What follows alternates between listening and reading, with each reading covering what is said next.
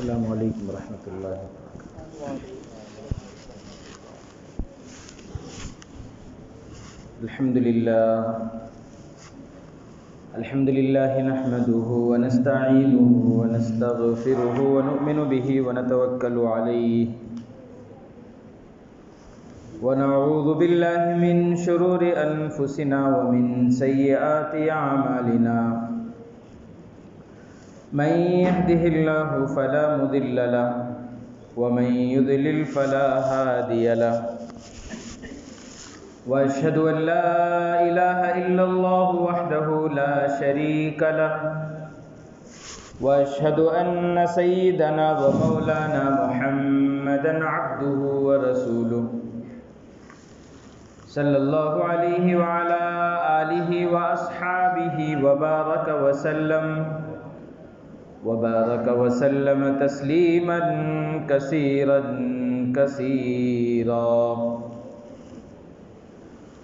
أما بعد فأعوذ بالله من الشيطان الرجيم. بسم الله الرحمن الرحيم. ادع إلى سبيل ربك بالحكمة والموعظة الحسنة.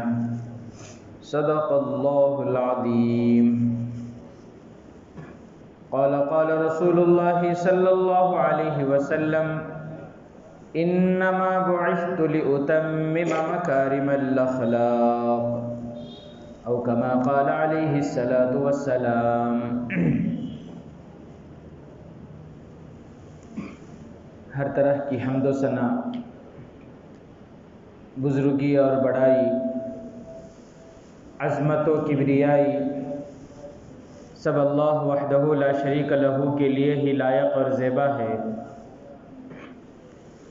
بے شمار لا تعداد اور لا محدود درود و سلام نازل ہو اللہ کے آخری حبیب و رسول جناب آقا نامدار تاجدار مدینہ، فخر موجودات، امام الانبیاء، رحمت للعالمین، ہادی سبل رحمت کل، طٰہٰ و یاسین، مزمل و مدثر، محمد عربی صلی اللہ علیہ وسلم پر.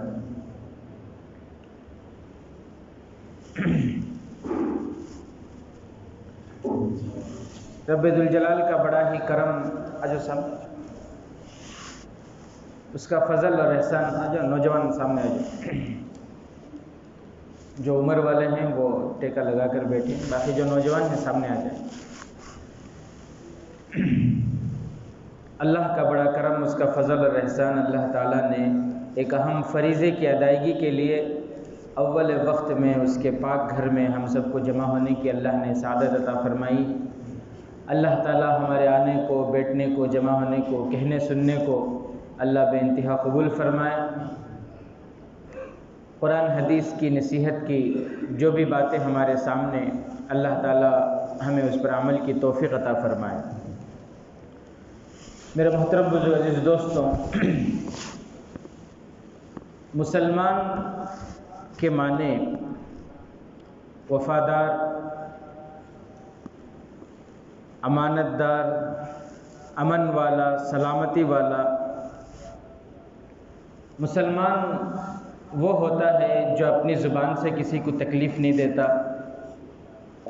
مسلمان وہ ہوتا ہے جو اپنے ہاتھوں سے کسی کو تکلیف نہیں دیتا.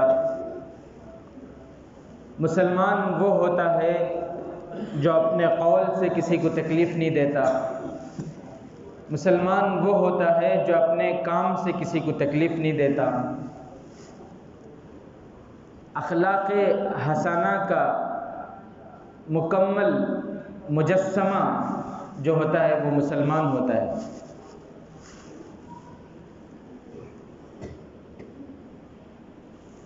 اسی لیے جناب آقا محمد الرسول اللہ صلی اللہ علیہ وسلم نے فرمایا، المسلم من سلم المسلمون من لسانہ و یدہ، کہ مسلمان وہ ہوتا ہے جس کی زبان سے اور اس کے ہاتھوں سے، اس کے کاموں سے کسی کو تکلیف نہ پہنچے. ایسا ہرگز نہیں ہو سکتا کہ مسلمان ہے اور دھوکہ دیتا ہے. ایسا نہیں ہو سکتا کہ مسلمان ہے اور جھوٹ بولتا ہے۔ ایسا نہیں ہو سکتا کہ مسلمان بھی ہے اور گالیاں بھی بکتا ہے۔ ایسا نہیں ہو سکتا کہ مسلمان ہے اور وعدہ خلافی کرتا ہے۔ ایسا نہیں ہو سکتا۔ کیوں نہیں ہو سکتا؟ کیوں؟ اس لیے کہ میرے اور آپ کے آقا احمد مجتبیٰ محمد مصطفیٰ سرکار دو عالم صلی اللہ علیہ وسلم نے فرمایا آیت المنافق ثلاث۔ کیا فرمایا؟ آیت المنافق ثلاث۔ منافق کی 3 علامتیں ہیں، منافق کی 3 نشانیاں ہیں۔ منافق کو کیسے پہچانیں؟ ایسا نہیں کہ منافق نماز نہیں پڑھتا، منافق نماز بھی پڑھتا ہے، منافق پگڑی بھی پہنتا ہے، منافق داڑھی بھی رکھتا ہے، منافق نعتیں بھی پڑھتا ہے، منافق قرآن کی تلاوت بھی کرتا ہے، منافق پیارے نبی صلی اللہ علیہ وسلم سے محبت کے بڑے بڑے دعوے بھی کرتا ہے۔ پھر ہم کیسے پہچانیں گے منافق کو کہ وہ منافق ہے؟ پیارے نبی صلی اللہ علیہ وسلم کی حدیث کو رکھ کر پیارے نبی صلی اللہ علیہ وسلم نے فرمایا منافق کی آیت المنافق ثلاث، منافق کی 3 علامتیں ہیں۔ اگر وہ 3 علامتیں میرے اندر پائی جاتی ہیں، میرے اندر موجود ہیں، تو اس کا مطلب یہ ہے کہ میں منافق ہوں۔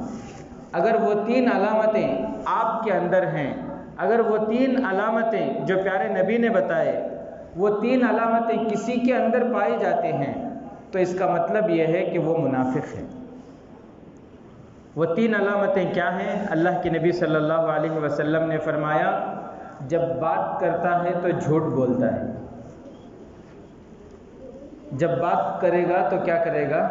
جھوٹ بولے گا، اور جب جھگڑا کرے گا تو گالیاں بکے گا، اور وعدہ کرے گا تو بے وفائی کرے گا۔ یعنی یہ 3 علامتیں ہیں منافق کی: جھوٹ بولنا، گالیاں بکنا، وعدہ خلافی کرنا۔ جھوٹ بولنا، گالیاں بکنا اور وعدہ خلافی کرنا۔ اللہ میری آپ کی پوری امت کی حفاظت فرمائے۔ جھوٹ آج کتنا عام ہو گیا ہے، حالانکہ قرآن میں اللہ تعالیٰ نے فرمایا ویل للمطففین، ناپ تول میں کمی کرنے والے، جھوٹ بولنے والے، دھوکہ دینے والے، چائنا کے مال کو جاپان کا مال بول کر بیچنے والے، یہ جتنے ہیں فراڈ کرنے والے، ویل ان کے لیے اللہ نے فرمایا کہ میں نے ان کے لیے ویل تیار کر رکھا۔ ویل جہنم کی اس وادی کا نام ہے کہ جہنم خود 70 مرتبہ دن میں اس سے پناہ مانگتی ہے۔ میرے محترم بزرگ عزیز دوستوں، بیان کرنا کمال نہیں ہے۔ اسلام جو پھیلا ہے نہ تلوار سے پھیلا ہے، نہ بیانوں سے پھیلا ہے، بلکہ اخلاق سے پھیلا ہے، کردار سے پھیلا ہے، کیریکٹر سے پھیلا ہے، معاملات سے پھیلا ہے۔ آج ہمارے معاملات ہی صحیح نہیں ہیں، آج ہمارے کیریکٹر ہی صحیح نہیں ہیں۔ آج اچھی اچھی باتیں تو ہماری زبانوں پر ہیں، لیکن معاملات ہمارے اچھے نہ۔ ہمارے نمازوں کو دیکھ کر اتنے لوگ ایمان میں داخل ہوئے، نہ زکوٰۃ کو دیکھ کر لوگ ایمان میں داخل ہوئے، نہ حج کو دیکھ کر ایمان میں داخل ہوئے۔ ایمان میں جو لوگ داخل ہوئے ہیں فوج در فوج، وہ نبی کریم صلی اللہ علیہ وسلم کے اخلاق کو دیکھ کر، وہ پیارے نبی کی پیاری سیرتوں کو دیکھ کر، وہ پیارے نبی کے پیارے کیریکٹر کو دیکھ کر لوگ ایمان میں داخل ہوئے۔ آج اس چیز کی ہمارے اندر کمی ہے۔ اخلاق کے ذریعے دلوں کو فتح کیا گیا۔ یہی وجہ تھی کہ مکے کے جو مشرکین تھے، مکے کے جو کافر تھے، جو پیارے نبی صلی اللہ علیہ وسلم سے دشمنی رکھتے تھے، کوئی بھی نیا آدمی آتا اسے روکتے تھے تاکہ وہ نبی صلی اللہ علیہ وسلم سے ملاقات نہ کر سکے۔ کیوں؟ اس لیے کہ ان کو معلوم تھا کہ آپ کی امانت، آپ کی دیانت، آپ کی شجاعت، آپ کی صداقت، آپ کی باتیں اور آپ کے جو بات کرنے کا پیارا اور نرالا انداز تھا، کوئی بھی دشمن سے دشمن بھی اگر آپ سے ملاقات کرتا تو اس کا دل پگھل جاتا تھا۔ وہ آپ کے اخلاق کو دیکھ کر اور آپ کی باتیں سن کر اس کا دل ایمان کی طرف مائل ہو جاتا تھا، وہ کلمہ پڑھ کر واپس ہوتا تھا۔ مکے میں ایک عورت آئی، بڑھیا عورت تھی، اپنے جوان بیٹے کے ساتھ آئی، کسی گاؤں میں رہتے تھی، اتنی غریب کہ پورا بدن ڈھانپنے کے لیے صحیح سے کپڑا بھی نہیں تھا۔ شہر سے باہر ہی وہ اپنے رک گئی اور اپنے بیٹے سے، نوجوان بیٹا تھا، بیٹے سے کہنے لگی، بیٹا جاؤ مکے کے پاس، مکے کے جو بڑے بڑے سردار ہیں ان سے جا کر ایک چادر لے کر آؤ، تاکہ میں جب مکے میں داخل ہوں تو پوری طرح بدن کو ڈھانپ کر میں داخل ہوں۔ وہ بیٹا آیا مکے میں، ابو جہل کے پاس گیا، ابو جہل نے کچھ نہیں دیا۔ وہاں سے ابو لہب کے پاس گیا کہ مجھے ایک چادر کی ضرورت ہے، چادر دو، ابو لہب نے بھی چادر نہیں دیا۔ عتبہ کے پاس گیا، شیبہ کے پاس گیا، جن کا بھی اس نے نام سنا تھا سب کے پاس گیا، لیکن کسی نے کچھ نہیں دیا۔ وہ مایوس ہو کر واپس لوٹ رہا تھا، کسی کافر نے اسے روک کر کہا کہ تم کہاں جا رہے ہو، ادھر ادھر کیوں بھٹک رہے ہو؟ مطاف کے پاس، کعبے کے پاس مطاف میں وہاں ایک شخص بیٹھے ہیں، وہ مسکینوں سے بڑی محبت کرتے ہیں، وہ غریبوں کے ہمدرد ہیں، ان کے اندر انسانیت ہے، ان کے اندر قوم کی ہمدردی ہے، تم ان کے پاس جاؤ، وہ تمہارے لیے ضرور کوئی انتظام کر دیں گے۔ وہ لڑکا سیدھے اپنے اماں کے پاس گیا اور جا کر کہنے لگا کہ اماں میں مکے میں سب کے پاس گیا، کسی نے کچھ نہیں دیا، لیکن آتے وقت ایک شخص نے مجھے بتایا کہ کعبے کے پاس ایک شخص ہیں اور یہ ان کا نام ہے اور وہ قوم کے ہمدرد ہیں، وہ ہماری ضرورت پوری کریں گے، کیا میں ان کے پاس جاؤں؟ نام سنتے ہی اس بڑھیا کا چہرہ غصے سے لال ہو گیا اور وہ بڑھیا کہنے لگی کہ بیٹا میں پیون لگے کپڑے میں پوری زندگی گزار سکتی ہوں، مگر اس کے پاس ہرگز نہیں جانا۔ کیوں؟ اس لیے کہ ان کے بارے میں نے سنا ہے کہ جو بھی ان کے پاس جاتا ہے وہ ان کا ہو جاتا ہے، جو بھی ان کے پاس جاتا ہے وہ اپنے باپ دادا کے دین کو چھوڑ دیتا ہے، وہ ان کے دین کو قبول کر لیتا ہے، اس لیے ان کے پاس نہیں جانا بیٹے۔ بیٹے نے کہا کہ اماں جان پورے مکے میں کسی نے کچھ نہیں دیا، میں نے سنا کہ وہ غریبوں کے غمخوار ہیں، وہ مسکینوں سے محبت کرتے ہیں، ہمدرد ہیں، میں ایک شرط کے ساتھ ان کے پاس جاؤں گا، میں جا کر پہلے ہی ان کے پاس شرط رکھوں گا کہ آپ ہماری مدد کریں گے، لیکن اس شرط کے ساتھ کہ ہم آپ کا دین قبول نہیں کریں گے، آپ سے میں چندہ لوں گا، آپ سے میں اپنی ضرورت جو بھی ہے جو آپ دیں گے وہ میں لوں گا، لیکن شرط یہ ہے کہ آپ اس کے بدلے مجھے کلمہ نہیں پڑھائیں گے۔ بڑھیا نے کہا کہ بیٹا اگر ایسا ہے تو ٹھیک ہے جاؤ، لیکن اپنی بات پر قائم رہنا، کہیں ایسا نہیں کہ وہاں جا کر تم اپنے باپ دادا کے دین کو چھوڑ دو۔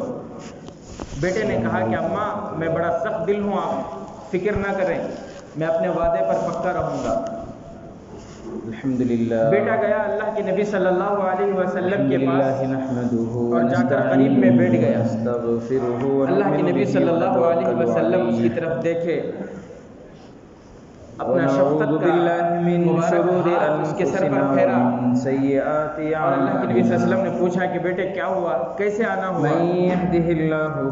وہ کہنے لگا کہ مکے میں سب کے سب بے درد ہیں، مکے میں سب کے سب بے رحم ہیں، مکے میں کوئی بھی رحم کرنے والا نہیں ہے، سب کے سب ظالم ہیں، مجھے ایک چادر کی ضرورت تھی میری بوڑھی ماں کے لیے، کوئی نہیں دے رہا۔ کسی نے بتایا کہ آپ بڑے غمخوار ہیں، آپ بڑے ہمدرد ہیں، آپ مسکینوں سے غریبوں سے محبت کرتے ہیں، اس لیے میں آپ کے پاس آیا ہوں، لیکن میری شرط یہ ہے کہ آپ مجھے اس کے بدلے میں کلمہ نہیں پڑھانا، آپ مجھے اس کے بدلے میں ایمان قبول کرنے کے لیے نہیں بولنا۔ اللہ کے نبی صلی اللہ علیہ وسلم نے فرمایا کہ بیٹا غریبوں کی مدد کرنا یہ ہمارے مذہب کا شعار ہے، یہ ہمارے اخلاق ہے، یہ ہمارا فریضہ ہے، اللہ نے ہمیں حکم دیا ہے۔ غریبوں کی مدد کرنا یہ ہمارا کام ہے۔ صلی اللہ علیہ وسلم، اللہ کے نبی صلی اللہ علیہ وسلم نے اپنی جو چادر میں اپنی چادر مبارک ان کو دے دی کہ لے جاؤ اور اپنی اماں کو یہ پہنا دو۔ وہ نوجوان وہ چادر لے گیا اور اپنی بوڑھی ماں کو دیا۔ اس کی بوڑھی ماں نے جب وہ چادر پہنا ہے، نیکی کے اثرات ہوتے ہیں نا، اچھوں کے اثرات ہوتے ہیں بھئی۔ جب انسان گانا دیکھے گا تو اس کے اثرات اس کی زندگی میں آئیں گے، فلمیں دیکھے گا اس کے اثرات اس کی زندگی میں آئیں گے، اٹھتے بیٹھتے چلتے پھرتے دنیا والوں کے تذکرے ہوں گے تو دنیا کی محبت دل میں آئے گی، اور پھر اتنی آئے گی کہ ہر چیز میں انہی کے نخالی کرنے کی کوشش کریں گے، اور کر بھی رہے ہیں۔ کپڑے کیسے؟ جیسے فلموں میں، جیسے سیریل میں، جیسے دنیا والے پہنتے ہیں ہمارے کپڑے بھی ویسے ہی ہونی چاہیے۔ ہماری شادی کیسی ہو؟ جیسے دنیا والوں کی ہو رہی ہیں۔ کیوں؟ اس لیے کہ نبی کی شادی کو ہم نے نہیں پڑھا۔ جنتی عورتوں کے سردار حضرت فاطمہ رضی اللہ تعالیٰ عنہ کا نکاح ہمیں پسند نہیں ہے۔ امی جان حضرت عائشہ رضی اللہ تعالیٰ عنہ کے نکاح کا طریقہ ہمیں پسند نہیں ہے۔ کیوں؟ اس لیے کہ ہم نے وہ طریقہ سنا ہی نہیں، پڑھا ہی نہیں۔ ہم دوسروں کے طریقوں کو دیکھ رہے ہیں تو وہی طریقہ آج مسلمان ہو کر برتھ ڈے منا رہا ہے، اور اس میں داڑھی والے، جبے والے، مسواک والے سب اس میں شریک ہو رہے ہیں، کیک کاٹ رہے ہیں۔ نعوذ باللہ من ذالک۔ پھر امید یہ ہے کہ اچھے دن آ جائیں۔ تو میرے محترم بزرگوں، دوستوں، جیسے ہی اس بوڑھی عورت نے پیارے نبی صلی اللہ علیہ وسلم کے چادر کو، اسی لیے فرمایا یا ایھا الذین آمنوا اتقوا اللہ وکونوا مع الصادقین، کہ تقوی اختیار کرو اور سچوں کے ساتھ رہو، نیک لوگوں کے ساتھ رہیں گے، اللہ والوں کے ساتھ رہیں گے، علماء حق کے ساتھ رہیں گے، تو دل میں خدا کا ڈر، خوف پیدا ہوگا، پیارے نبی صلی اللہ علیہ وسلم کی محبت دل میں آئے گی، مسجد سے قریب رہیں گے، اعمال سے جڑے رہیں گے تو دیندار بنے رہیں گے۔ اگر علماء سے دور ہوں گے، مسجد سے دور ہوں گے، قرآن سے دور ہوں گے تو خود بخود دین سے دور ہوتے چلے جائیں گے۔ وہ بوڑھی عورت نے جیسے ہی پیارے نبی صلی اللہ علیہ وسلم کے چادر کو پہنا ہے، پیارے نبی صلی اللہ علیہ وسلم کے چادر کا یہ اثر کہ اس کا دل نرم ہوا، اسے جو ٹھنڈک اور جو چین اور سکون محسوس ہوا، وہ بیٹے سے کہنے لگی کہ بیٹا وہ کون ہیں، مجھے ان کے پاس ذرا لے چلو۔ بیٹے نے کہا کہ اماں جان کیا ہوا؟ ابھی تو آپ نے کہا تھا کہ ان کی باتوں کو نہیں سننا۔ وہ ماں نے کہنے لگی کہ بیٹا ان کے چادر کو جیسے ہی میں نے پہنا ہے، میرے دل کے اندر کا کفر ختم ہو گیا، میرے دل میں جو ظلمت تھی، میرے دل کے اندر جو اندھیرا پن تھا وہ ختم ہو گیا، اور میں سوچ رہی ہوں جب اس کے چادر میں اتنا سکون ہے، جب اس کے چادر میں اتنی راحت ہے، جو اس کی باتیں ہیں، جو اس کا لایا ہوا دین ہے، اس دین کے اندر کتنی راحت ہوگی اور کتنا سکون ہوگا۔ وہ بوڑھی اماں اللہ کے نبی صلی اللہ علیہ وسلم کے پاس آئی، اللہ کے نبی صلی اللہ علیہ وسلم نے پوچھا اماں جان کیا ہوا؟ کہنے لگی کہ بیٹا مجھے کلمہ پڑھاؤ اور ایمان میں داخل کراؤ۔ میرے محترم بزرگوں، دوستوں،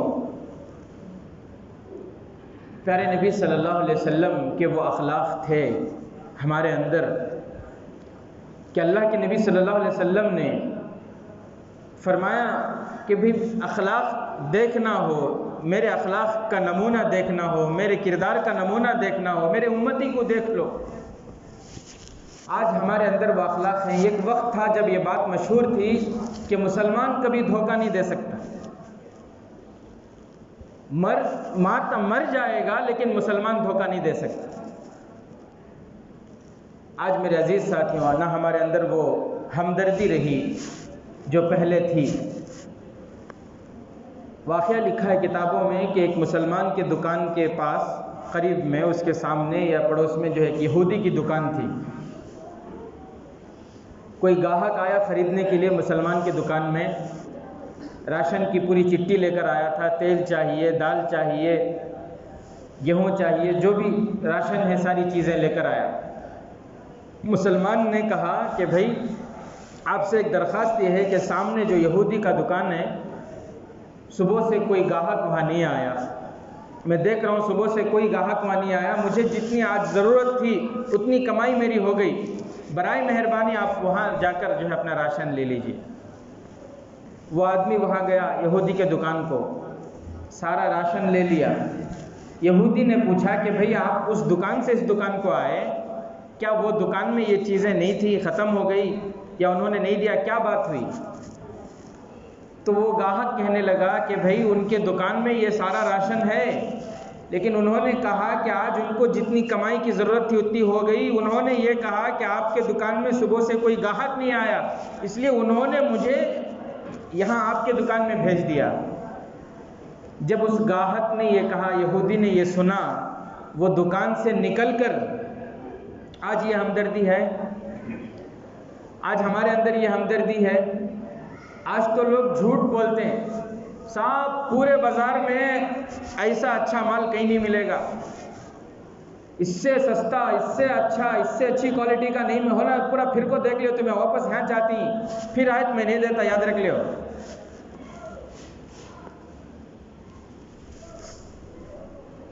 وہ یہودی نکل کر سیدھے جو ہے وہ دکان کے پاس گیا، مسلمان کی دکان کے پاس، اور جا کر اس نے یہ کہا کہ بھئی آج آپ نے جو معاملہ کیا ہے، اس معاملے کی وجہ سے آپ نے میرے دل میں کلمے کی محبت ڈال دی، آپ نے میرے دل میں پیارے نبی کی محبت ڈال دی ہے۔ جب آپ کے اخلاق اتنے اچھے ہیں تو آپ کے نبی کے اخلاق کتنے اچھے ہوں گے۔ میں دکان پر واپس نہیں جاؤں گا، میں گھر بھی نہیں جاؤں گا جب تک آپ کلمہ پڑھا کر مجھے ایمان میں داخل نہیں کریں۔ آج صرف باتیں ہیں، کھولو موبائل، ساری اچھی اچھی باتیں اس کے اسٹیٹس میں موجود ہیں، اس کے موبائل میں، اس کی زندگی پوری خالی ہے، اس کے اسٹیٹس میں دیکھو سب سے اچھی اچھی باتیں ملیں گی، لیکن اس کی زندگی میں دیکھو کیا دھوکہ اس کی زندگی سے نکل گیا، کیا جھوٹ باتیں اس کی زندگی سے نکل گئی، کیا وفاداری اس کی زندگی میں آئی۔ کسی مسلمان، ایک زمانہ ایسا تھا کہ تجارت میں، چاہے آپ کسی بھی لائن میں لے لیں، چاہے وہ سونے کی تجارت ہو، چاہے وہ کپڑوں کی تجارت ہو، چاہے وہ چمڑے کی تجارت ہو، چاہے وہ کسی بھی لوہے کی تجارت ہو، ہر تجارت کے ہر لائن میں اللہ کے فضل سے ایمان والے آگے تھے، لیکن جھوٹی، مکاری، عیاری، وعدہ خلافی آج ہر فیلڈ میں جو ہے کمزور ہوتے جا رہے ہیں۔ کسی مسلمان کو قرض دے کے آپ بچ سکتے ہیں؟ بچ سکتے ہیں آپ؟ قرض لیتے وقت کتنی منت سماج، سر اس کے پیر میں رکھ دے گا، سر اٹھا کے اس کے پیر میں رکھ دے گا، منت سماج کرنے لگے گا، آپ حاتم تائی ہیں، آپ سخی ہیں، آپ مدد کرنے والے ہیں، آپ کو اللہ نے نوازا ہے، ہماری بیوی بھی آپ کو دعائیں دیتی ہیں، ہمارے بچے افطار میں آپ کو دعائیں دیتے ہیں۔ اب جیسے ہی قرض مل گیا، 3 مہینے کا ٹائم تھا، 10 دن کا ٹائم تھا، جو بھی تھا، اب اس کے بعد جس نے قرض دیا ہے وہ چکر لگاتا چھنا سونے۔ کئی قرض دینے والے مجھ سے بتائے ہیں کہ حضرت یہ پیسے وصول کرنے کے چکر میں اتنا وقت لگا، اور اتنے چکر میں لگا کر ہوں، اگر اتنے چکر میں اپنے کاروبار میں لگاتا تو اس سے ڈبل کما لیتا۔ آج کے زمانے میں اخلاق پیارے نبی صلی اللہ علیہ وسلم کے اخلاق سے اتنے دور ہو گئے، قرض دینا بولے تو کسی کو دشمنی مول لینے کے برابر ہے۔ میرے محترم بزرگوں، دوستوں، آپ تمام سے میری ایک ہی گزارش ہے کہ آنے والے جو حادثات ہیں، آنے والے جو حالات ہیں، آنے والے جو دجالی فتنے ہیں، ان تمام سے بچنے کے لیے سب سے پہلا کام تو یہ ہے کہ ہمیں نمازوں کا اہتمام کرنا ہے، اور دوسری چیز جو سب سے اہم ہے وہ یہ ہے کہ ہمیں پیارے نبی صلی اللہ علیہ وسلم کے اخلاق کے، پیارے نبی صلی اللہ علیہ وسلم کے کیریکٹر کا نمونہ بننا ہے۔